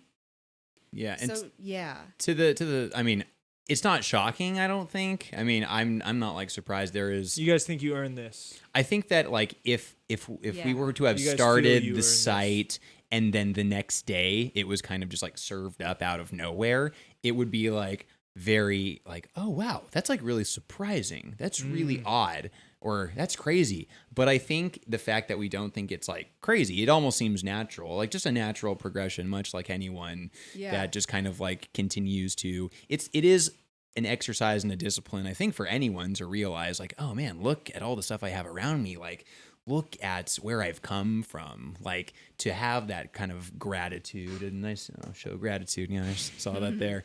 That is just good to have it every step of the way. Like, even if we're going to a screening and like you're in traffic and you're driving there and you're like, oh man, like I'm in traffic to go to this screening and like I'm going to do this press day and I got to figure out the time to transcribe. Like, I think that there's a discipline to like remembering like, what am I doing? Like, I'm going to see a film early so that I can share it with the people that I want to support this thing. And I want to learn more about them as filmmakers, and dumbing it down in a very like, get out of the kind of stress habitual head, because you can just live mind there. Sure, in that kind of lizard brain, whatever, like, oh, I'm just annoyed that we like to feel bad for ourselves. We all like to like think that we have to like overcome like just all this crap, but like, I don't know, it's just acknowledging all the little victories, I would say. For sure. I had asked that because we have a good buddy, I don't know if you know him, John Lundeen. He produced a record that went up for, forget what they make, music Emmy. Is that TV shows or is that music? Grammy. TV. Grammy. Grammy, He produced a song that went up for a Grammy, and what? When he was on by Fever 333. And I asked him, and John's if John, you'll produce that, bro? Yeah, too good for you, bro. John is I would say he's probably the reason for my music getting pushed the way it did. I wrote 2 records with John and Sleepless Nights. I love John. But I had asked him, it was the first time we'd gotten touch base in a long time, and I asked him, dude, what does it feel like to do all this shit? And he looked at me like another day in the office. Like, when you spend enough time doing this, worrying about bills being paid, worrying about, all these extra variables. And when it comes to this, to use it for an example, it's like a series finale. Like, if the series finale was the first episode, this wasn't his analogy, this is my brilliant analogy. If the series finale was the pilot, it wouldn't make much sense. But there's a momentum push to lead up to the main character being shot and bleeding out for 3 minutes as he says his last words and reveals the secret. You know what I'm saying? And I wondered if, now that you guys have this huge achievement, like Cinemacy presents, which is in fact a huge secret, if you guys maybe share some of that philosophy of your guys' success. That's interesting. I like that. I mean, I think that's an interesting component to. Like, do you guys feel like you earn this? Like, when you are doing it for the Cinemacy, you're like, yeah, like, we worked free. We wrote fucking reviews. Paid the dues. Hell yeah. Showed up, put the time in, woke up early. Put the money in. Put the money in. Paid to go to festivals. Yeah. I mean, and granted, there's like a level of something that we're getting out of it on like a enjoyment, entertainment factor, but it's also like, again, like you're slogging around equipment and you're getting on a bus at Sundance at the end of the night at like 12 a.m. or 12:30. You got to wake up at like 4:35, and some of those moments you're like, oh man, I'm not gonna get any sleep. But like, I guess I might not even be answering your question. Do you guys argue with each other? There's the question. I feel like that circumstance. Do you guys argue with each other? Do you guys have the time when you said that, I immediately thought of Sundance. Snowball. Oh, well, Ryan threw a snowball at me once. And you were just not having it? Well, it was like 2 a.m. Or no, what were you going to say? But it was that's another story for another day. No, so we were getting ready for a red carpet. Ryan took it out on you? And snowball? Yeah, lighten up now. That's hilarious. Hypothermia here. We were getting ready for a red carpet, and I had borrowed a mic pack from our friend, and maybe we should have checked it before we left to go to Park City. But here we were, like just 30 minutes before, and the microphone wouldn't work. Like, I would talk into it, and it just wasn't registering. So it was a wireless mic. Okay. And so I called my friend Flynn. I'm like, hey, we've tried everything. I've Googled both. Yeah, he's back in LA. He just happened to answer. We were in Sundance. You guys panicking? Well, at first, not as much, because we thought he could fix it just over the phone. Yeah, and there's other solutions in place, obviously. Like, you kind of come prepared to some degree. Yeah. It's not, I mean, it's a definite frustration, but panic isn't really the word. But this time, so I have a Tascam recorder also that I bring. Handheld, yeah. Yeah, and I didn't have it with me because I was relying on the mic. So I call Flynn, and he's helping me. Flynn Mitchell. Flynn Mitchell. Subscribe, Flynn. He's helping me over the phone, but his solutions aren't working. So he's like, okay, let me call you back. Hangs up. Now, like, time is getting shorter and shorter. He's trying to Google how this thing works. Basically, long story short, it isn't going to work. So Ryan is trying frantically to, like, either unscrew something. Again, I think I'm, like, frustratedly kind of trying, not, like, sweating bullets. And so I have recently started doing these vlog videos when we're at festivals. So I get out my camera and I'm shooting you start doing Ryan, a vlog and Ryan's like, not the time, Morgan, not the time. I mean, you did. I don't think I said it like that and twice. This is what it looks like when we get under each other's skins. Oh, you've awakened the beast now. That was pretty much, and that was the extent. So you thought it was a pretty good idea to film Ryan under these circumstances? Yeah. Kind of a slow zoom in, hilarious. Slow zoom. Hey Ryan, what do you have to say to the? I mean, that's definitely not the right move, but that was definitely the right move. Yeah, it's real life. However, now that we're all having a laugh about it, I will look at that footage and I probably would be like, that was funny that I like was stressed in that moment and looking at you with daggers, and I was probably just like, why, like, no, like, Yeah, don't, like, not now, no, Morgan. don't shoot this. You said something. And of course it looks funny after the fact, because then it all turns out fine, and it turns out great. Because you know what was going through your We head. did the red carpet, and then it went out without a hitch, and we shared it, and it got, hits and It's on likes and YouTube. receptions, and it was fun. But yeah, I guess there's But that was there's a our lesson in there fight, somewhere, I guess. I don't know. Huh. We don't really. I mean, we don't hit each other. Yeah, for sure. How's your guys' work developed? Like over the Oh, interesting. like, how has it progressed? Work developed, progressed. Like, if you were to put a review up from 5 years ago to one that got written yesterday, could you Right. tell the difference? Yes, 100%. And I Yeah. feel like How so? I personally can see in my own work is that when I started writing movie reviews and when I started watching movies and I was a younger person, I would watch a movie or anything, and if I didn't have an appreciation for it or an understanding for it, or if I thought that it was wrong or lacking or incomplete, whatever, I would have no problem in, crack the knuckles. We're going to really dish out the most sort of like a review that would take the filmmaker to task. Because I thought that what I was noticing was picking up on very like astute observations about what could have been and what was lacking again about that. Like you knew better. Than Like the I knew filmmaker. better, than the filmmaker. And Yeah. I mean, that's kind of painting a broad stroke, but I think that was what I thought critiquing was to point out all the stuff that's wrong with it and why something is bad. So it's almost like in my head, the critic was someone that needed to just kind of like bring it down as many pegs as it was worth. A lot of people do that though. And That's why I that is think we're criticism, but I think what I've learned Can I ask something real quick? but let me Sorry. finish that last little part. Is only that I think where I've come now is that I so appreciate what it takes to make a movie. It's like giving birth. It's like making a miracle. It's like even the fact that you're gonna like turn the lights off and press play and the thing's gonna play for an hour and a half. It's like it took a village to make that. I really feel like I have the understanding now. So that's what I'm more interested in writing about and watching is like, wow, how did they make this happen? And like maybe the movie doesn't connect, but I think that people have to know what they should appreciate. Mm-hmm. Do you think that did you experience anything by cultivating that kind of negativity in your work? Do you think that you were bringing some of that negativity maybe into your own life? Like, I feel like if I had a job and it was my job to be like flies on shit, where anytime something happened, I would in fact turn into the metaphorical insect, That's a good right? question. You know, Uh-huh. did you find yourself like, if I'm not doing positive shit and I'm talking a lot of shit and like I'm in a mood, I realize that it doesn't end with what I'm quote unquote critiquing.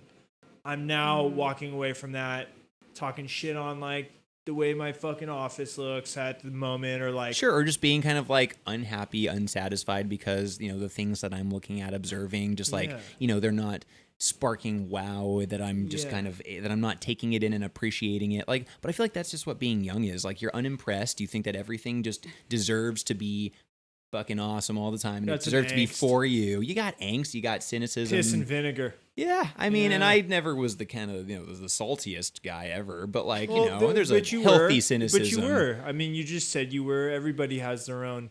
And I dialect think of on piss and like vinegar, a but pseudo especially- intellectual level of what I wanted to achieve, like, man, like what? It's an This unhappiness. is the place for it. But that's high school, and I feel like that's just being young. And then when you get older, I think that older, fucking, we're not old people here, but like, I think you lose the muscle. That muscle doesn't become big. You don't exercise as much Hopefully, anymore. yeah. Because I think that you end up maybe shunning yourself socially. Mm-hmm. At a certain age, people are like, dude, fuck you. I'm not fucking hanging out with you anymore, man. You talk shit on. So you kind of learn to play the game, even if you don't necessarily believe it. And then I think from a mature standpoint, when you look back and you try to use that muscle, it's been so not worked out for so long. You're like, fuck it, dude.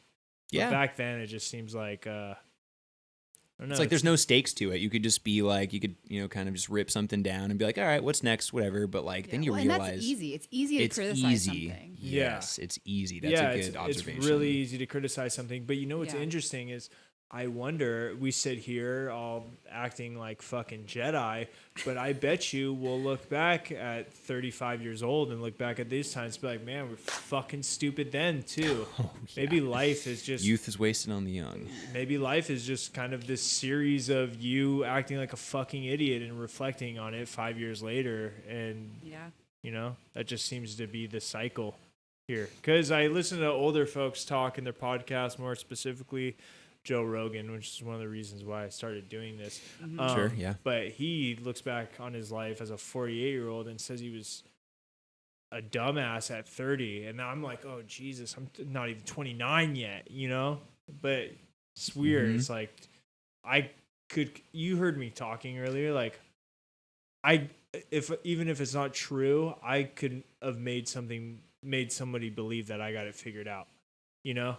Yeah. But in a couple of years, I'll be looking back at this time, and I think that I'll look back at the times where I was talking to people like I have it all figured out, and be like, you should have just shut your fucking mouth and let your actions speak, you know, instead of doing this. But you're growing. Better to grow and look back and be like, oh, that was silly. I thought I knew it all. Than not grow. I think self-awareness is a necessity in life, you know, and I don't think that there's much room. I think that shit is easy to pick up on if you're the opposite of that. Yeah, I think I read probably some quote that kind of said as much, that like if you're not actively looking back in like a very short enough time frame, like yearly or something, and you're not seeing like improvement or growth, then like you're not challenging yourself, you're not growing. Yeah, so like to be complacent, to be perfectly fine, like would almost be, that would be like sadder than failing, because at least sadder than failing. Yeah, I heard it also put well that it was like doing something right is the best option, doing something wrong is the second best, and doing nothing at all is the worst thing you can do. Yeah, so like doing something wrong is better than not doing something. And again, that's just a fucking quote. I don't live by that stuff in my whole 24/7 daily life. We aim for but it fucking makes sense. perfection. You know, it's so funny you say that, because in my personal life, there's someone who I know who is making posts, and in their post, they make themselves out to be, you know, a black belt in life.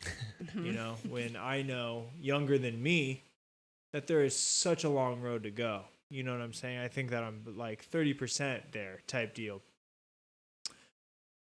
And I think that, especially in this era of influencers, I think that it's for anybody out there who wants to start this influence thing, it's so easy to act like you got everything figured out. But I don't understand why no one's taking the fucking student of life approach. You know what I'm saying? I have a hard time following. So there's a bunch of Instagram people that I follow, like Gary Vaynerchuk. Oh yeah, sure. I think I've seen him. And I appreciate his success, and I appreciate his words, because sometimes they're nice to hear. But I kind of have a hard time on Instagram believing anybody who acts like they have it all fucking dialed down. You know? Does that make sense? It does. Like, and in fact, let me segue, because I do hear 8th grade. So like that's. Oh my God. Yeah. Have you seen 8th grade? This film? Favorite movie. So her favorite film of last year, it's a movie. Why do I know that? Called 8th Grade. It's written and directed by Bo Burnham, who's a stand-up comedian. Okay, you had told me about this. Oh, okay. I didn't see it. Right, yeah. So it's streaming. Yeah. I want to say Netflix, or Amazon or something, but it's definitely streaming. So. Yeah, and it follows a middle school girl. 8th grader. An 8th grade girl. Okay, go ahead, yeah, right. Let's just make this easy. She's in 8th grade. Yeah. Why do we try and? So she's an 8th grader. It just follows a person who's going through a moment in their life in this exact time. Bo Burnham obviously got his rise to fame through YouTube. He was a YouTube sensation. He wrote songs on piano that went viral. He did stand-up comedy, and that was all generated, through like the internet and that sort of thing. He ends up writing and directing this feature film that's basically about this 8th grade girl who's going through this like existential crisis, social anxiety. And actually, dude, you would fucking love this movie, because there is a level. I mean, exactly what you were just saying is that like people come off as presenting this like front, like on their social media, YouTube, she has this channel where she attempts to do just that, but then like when she goes into like her real world, she, you know, is a wallflower, and it is so universal and so if you're in for a good heartbreaking tear-jerking movie, I cry during movies. Yeah, it's so personal. Like everyone God bless you. that You watches should feel it the can, emotions. yeah, take something from it because we've all been 8th there. grade. We've all felt totally insecure. Yeah, she presented an award to Bo Burnham Not last 8th grade year. though. This year. year. This was like 6 months ago for me, but I Yeah. appreciate that these Yeah. kids are Yeah, going but I through mean, it we young. didn't grow up with like Snapchat in like Yeah, 5th, thank 6th God. grade. So Could you like, fucking imagine? Imagine. No. You know what? I have not No. the personality to have a Snapchat in middle school. No way. Oh my Yeah. god. I would have been Elsie Fisher. Yeah, I would have. You know, we were Good name. talking about I don't know if you remember, we were talking about the extent of loneliness in modern times and what it means. Oh yeah, the fun for, stuff. Oh, Yeah. for what it means for a kid to be. There's a million things you can explore, like these kids doing violent things at their schools, terrible, horrific things. We don't even need to bring that up. But the degree of loneliness in modern day times, before it was, I'll use me as an example, fictional story. I would wake up and go to school. I'd get picked on all day, but when I got off, I'd come home and it was me and my 3 friends. I used the Stranger Things like idea. It was me and my Stranger Things group. Mhm. And by the end of the night, school is out of my head. And that was the daily life of a loser. Now, you go to school. Well, first of all, you wake up. Your fucking like of, you know, your pet hamster, who you really give a shit about, has 1 fucking like. You know, it's your aunt, you know. But you see fucking Janine. But you see fucking Janine posting a picture of her fucking, you know, virgin latte with no coffee in it. It's like chocolate milk, and it's blowing up. You know, it's almost like the degree of loneliness is so much louder than it used to be. Because let me develop this day. So that was just the morning. Hamster's getting no love. Janine's chocolate milk is blowing up. You go to school, normal shit, right? Everybody's treating you like a piece of garbage. You get home, and it's no longer just you, the upside down, you know, the Demogorgon and your fucking 3 friends. It's every time you're addicted to the cell phone, nobody cares about you. You're physically seeing people more popular. You can't escape from it. It's on your feed.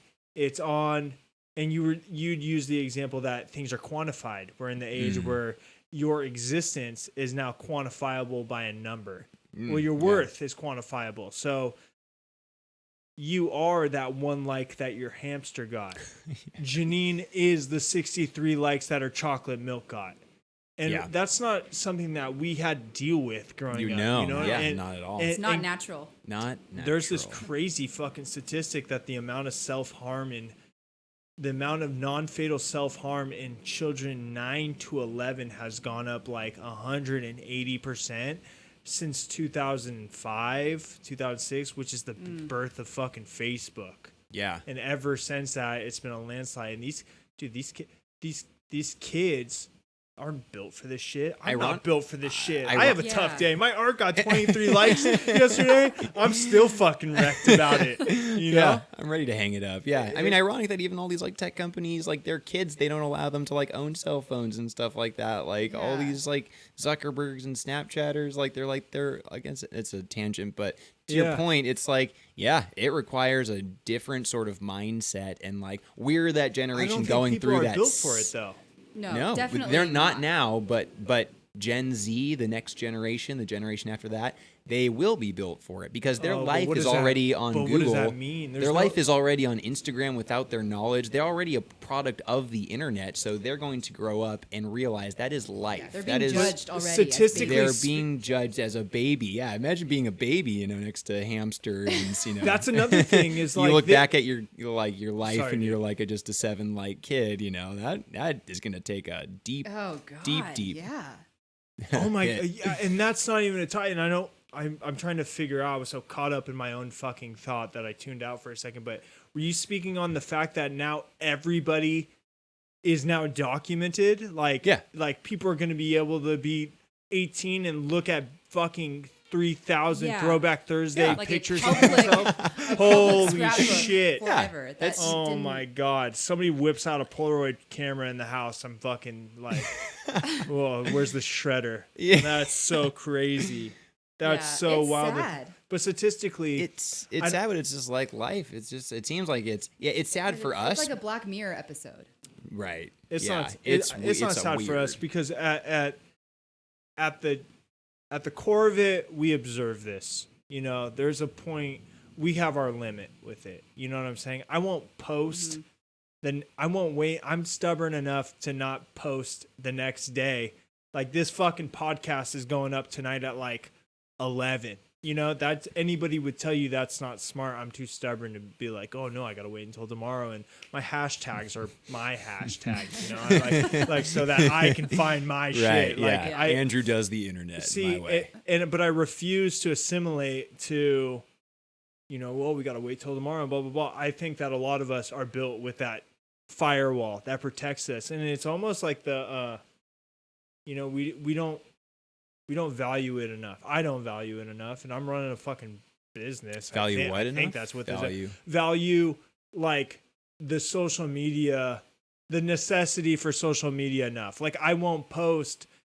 I will post tonight because I don't give a shit about posting tomorrow at prime time hours and blah blah blah. I think our generation has that firewall. Like, fuck it, man. If they don't see it, they don't see it. Fuck it. You know what I'm saying? We're built like that. We don't have that sense of urgency. So I think, and I think that's why we'll be the onlookers, or we can only be observers in this. Anybody who's almost fucking 30, who's caught up on their likes, come fucking talk to me. That's fucking, you know, there's like, and I'll fucking say it. I got groups of friends who are still rocking selfies. Come on, bro. What are we doing? What's going on with the selfies thing? Selfies have a history, though. Selfies have a history of just like cameras into mirrors and just even oil paintings as a selfie. Okay, it's just but that is I mean, there's a different type of.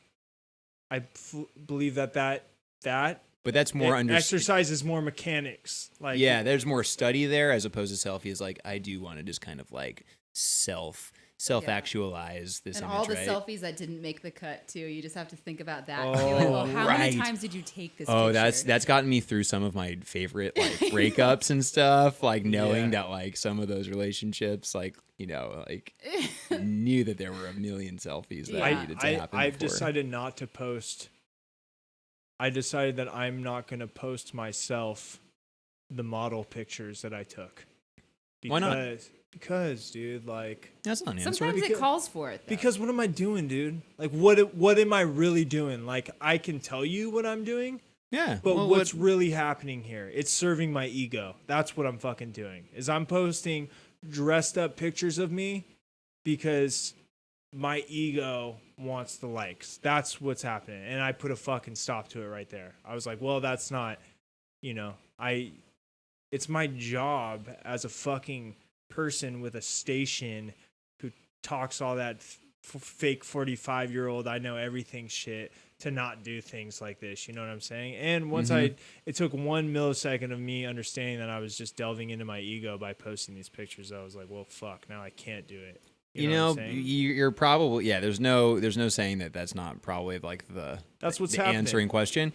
You know, there's maybe a valuable lesson, opportunity, someone to be like, oh, you know what? Like, that could be inspiring to some degree of someone who's like, oh, whoa, you know what? He, like, got his life, like, kind of, like, he took reign of what he wanted to do. He, like, and then all these things kind of just came to him. He, like, kind of materialized it and visualized it, like, into reality. And it's kind of like you could share that, you know, back to someone, and there's a positive spin on it. To be an entrepreneur, too, which isn't totally natural for some people, you have to self-promote. So it is awkward to post a picture of yourself on your Instagram of whatever, but that's like the key that I've learned too, being freelance and an entrepreneur and trying to build my brand is like, okay, people associate Cinemacy with Morgan and Ryan Rojas. Whether we like it or not, we need to put our faces out there so they recognize us as Cinemacy.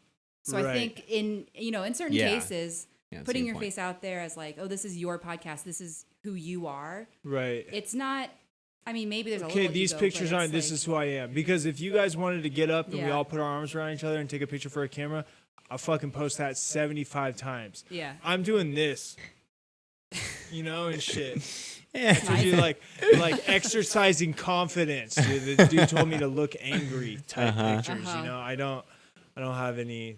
But I think that I think that in this period of introspective realization, I've been forced to really dissect what I'm going through. And I think that might have been like when I was really missing cigarettes. Like, what are you fucking really depressed? Are you really depressed? Oh, something's wrong with your life, really? Because maybe you just miss fucking cigarettes really bad.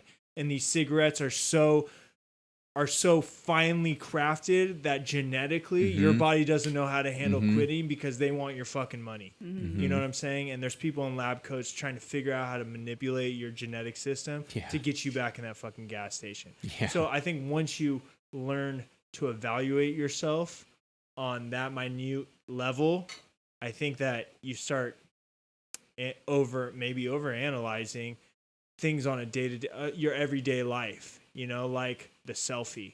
What's going on with the selfie? Like, oh, day at the beach. You could have took a picture at the beach. Your phone turns around, and so I've learned to, and it might be a bad thing. Maybe it's killing it for me because I don't appreciate it as just the selfie anymore. It's now I see it as this like cry for like, I'm not doing that well emotionally today. So maybe 25 likes will make me feel 25 times more important than I did before. Maybe I'm a party pooper now, But no, there's a subconscious read there. All I can do is act for me, and I know what posting a selfie would do for me, and it would just feed the ego. And if I'm not happy, and I'm willing to do something like post a picture of myself for validation. Oh, maybe. sorry. Maybe. Hey, Laura. Sorry, Yeah, your mom's watching. Hey, Laura, I didn't even see you. My mom too. Andrew's What's mom's up? watching. That's Aw. so sick. Hi, Andrew's mom. My biggest fan. I love it. Yeah, Moms are the best, aren't they? Moms are the best. Can we agree? Yeah. Is your guys' mom's really supportive of Cinemacy? She proofreads all of our work. No, she doesn't. She does. She's the best. She Sandra really Rojas is Cinemacy's proofreader. She has said when she quits her job, she wants to work for us. Really? Damn right you're going to work for us. It's exciting to see because she herself is such a great like director in like she like basically is the director of the preschool that she works at currently. The way that she is able to run that as both a business and kind of understand it from like a logistic side, but then also from like the communication and like and the connect people. The connecting side. She's great at connecting people. Like she does that right brain, left brain, like just to a T. So it's it's great to kind of steal her secrets, and then also she like just loves reading the reviews and it's a true Rojas operation over here. Yeah, but that's good. That's good. I feel like that's old school, and I feel like it's I grew up in bands. I feel like I keep talking about myself. I apologize. Your podcast. No, this is your show, man. I can only relate to your guys' shit by talking about me. So yeah, I grew up in bands, and I only knew being creative with 4 other people my whole life. I was in bands since I was 13, and I long for a team. So watching you guys have a team, especially at your immediate disposal, like all being a family and competing up in the same family, I hear that and it's inspiring to me. I can't wait to have someone on board, and I think it's somebody who does this when I get like actual switching the screens, working an audio board. I'd like to get a music dude to like play our own music. I don't know. That's exactly how it happens. And then you look around one day and you're like, oh yeah, like I remember when I was just in my bedroom doing this. And then it's like you got a producer who's like, okay, in 3, 2, 1, go. And then it's like, oh, well, and we're here. And it's like, oh yeah, I forgot. Because it just happens out of necessity. You're like, oh, I need someone to just push the buttons for me. And it's like, I can give you this much. And then it just kind of snowballs. Yeah, but at the same time too, like I don't know, nobody works as hard as you do. You know what I'm saying? I can't convince somebody to be passionate about a channel called ollenkilledit. You know, it's only would make sense that Ollen is the most excited to work for that channel. You know what I'm saying? So I'm really not in the business of getting any people. Our brands these days. We don't believe in something as a generation or as a young person as that identity, then it won't take off. I mean, people believe in Apple because they don't promote computers; they promote think different. It's like there's a philosophy that like someone has to like get behind, not just like the product. Right, and I kind of encourage people to go do their own things. You know, like I want people to see this my story and not be like, "Hey, come work for me," because maybe I'm just like nostalgic, which isn't very healthy. You know, maybe like I don't want fucking 4 people here. You know, too many cooks. Right. You know what I'm saying? But it is very cool that you guys are together and you guys are not only. Do you guys relate on a business level, or like, is it easy to take the family out when you guys are talking about business? Is it still like maybe it's hard for you guys to recognize, but is it a brother-sister vibe, or are you guys able to speak to each other as colleagues? Well, I think because money isn't involved, there isn't, like, we're both doing this at an equal level. Do you guys pull each other through? Like, is there days where you're like, man, fuck this, dude, 5 years, nobody loves us, and you're like, Morgan, get on the horse. I think so. And we each get inspiration kind of in bursts at different times. Yeah. So there will be days when Ryan sends me just like 5 emails of like, I have this idea and all written out and it's like awesome. And that's a day sometimes like, oh, okay, well, I'll start. Like, I do read it, but like, let me just save this for later. And then there are other days when I'm super amped. I'm like, all right, I watched this movie. I read this review. Ryan, can you proofread it? And you've been in a meeting all day and you can't. So there are times when we are off or like out of sync. It's better that way though. Yeah. And I think that's kind of kept us going too, because we've slowly kind of chugged along on these interesting. off days. Yeah. But yeah, like I think we also, Cinemacy we describe it as, a website dedicated to film created by siblings, Morgan and Ryan.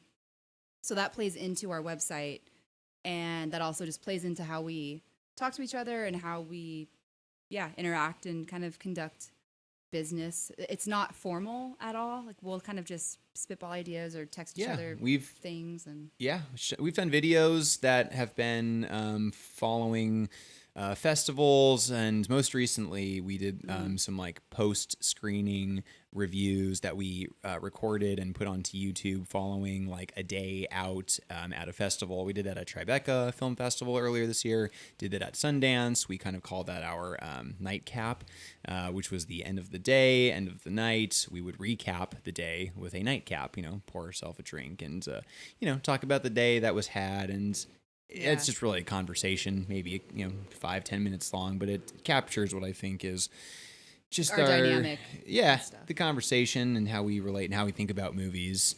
And I think going back to your question of like, what was your question? Like, do we connect? Like do we inspire? Family thing. How does that play into it? Yeah, that's different. I think people do appreciate that as well, that there's a that's like the heart of it. That kind of like just bleeds through in all of in the community, the people that come to like, write with us and us, our voices as well. People want to, and the interviews we get, a lot of people are really excited when they hear that we're a brother-sister team on red carpets. Like Joel McHale. Yeah, that comes out every now and then. We have like our badges and it both say Rojas, and sometimes they're like, oh, are you guys married? And that when that happens, I cringe and I want to just turn into that and fly away. And but then there are people like Joel McHale on the red carpet, and he's like, oh, you guys are brother and sister? Oh, that's like really cool, and people are impressed by that. I think that's really cool too. Yeah, thanks, thanks bro. We just did it, dude. On that note, that's 2 hours.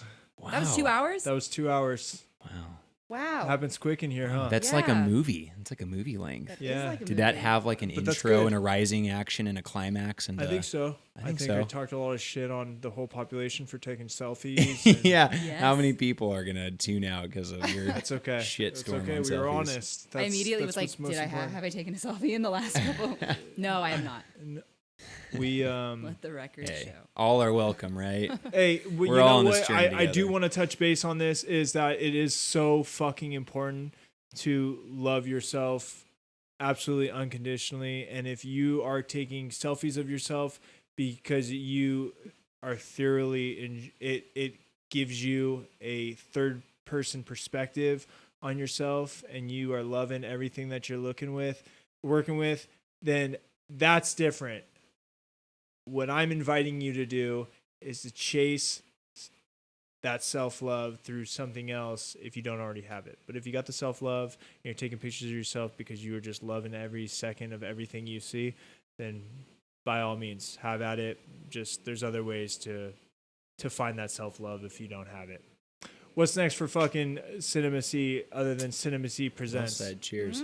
I see that you guys just What's put next? out a Volleyball, midsummer- man. Volleyball's next. Volleyball's next. We got some volleyball this. We all got a summer of volleyball. We have the Gillis tourneys, coming up. games. You know it. And then a lot of fun Ryan volleyball. and Ryan and Nelson are coming on for the film review. And then let's Yeah. get you on and we can just do a short one about your the Cinemacy Presents. Oh, I And- want to Oh, hear. yeah. I want to hear about Sundance. I mean, yeah, when Cinemacy Presents screenings comes back, Oh, for I'll sit sure. on that couch and I'll listen because I want to Yeah. hear it. what No, that's happens. okay. That's why it's here.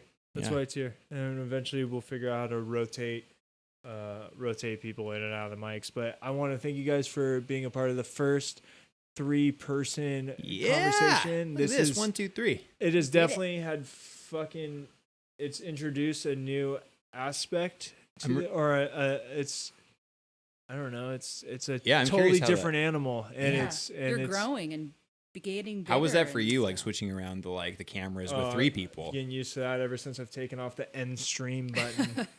it's been carefree. Sorry, Nelson. And because everybody's face is on the screen no matter what happens, there's not a wrong screen Sure. to be on, you know.